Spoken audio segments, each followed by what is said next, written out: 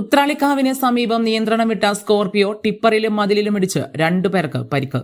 തൃശൂർ ഭാഗത്തു നിന്നും ഷൊർണൂർ ഭാഗത്തേക്ക് സഞ്ചരിച്ചിരുന്ന വാഹനമാണ് കഴിഞ്ഞ രാത്രി 11:45 ഉത്രാളിക്കാവ് ക്ഷേത്രം കഴിഞ്ഞുള്ള വളവിൽ നിയന്ത്രണം വിട്ടതിനെ തുടർന്ന് അപകടത്തിൽപ്പെട്ടത്. അമിത വേഗത്തിലെത്തിയ വാഹനം റോഡിൽ പാർക്ക് ചെയ്തിരുന്ന ടിപ്പറിൽ ഇടിക്കാതിരിക്കാൻ വെട്ടിച്ചതിനെ തുടർന്നായിരുന്നു അപകടം.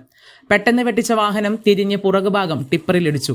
തുടർന്ന് മതിലിലിടിച്ച വാഹനത്തിന്റെ മുൻഭാഗവും തകർന്നു. വാഹനത്തിൽ സഞ്ചരിച്ചിരുന്ന ചെറുതുരുത്തി സ്വദേശികളായ 29 വയസ്സുള്ള നിഹാജ്, 29 വയസ്സുള്ള നാസർ എന്നിവർക്കാണ് പരിക്കേറ്റത്.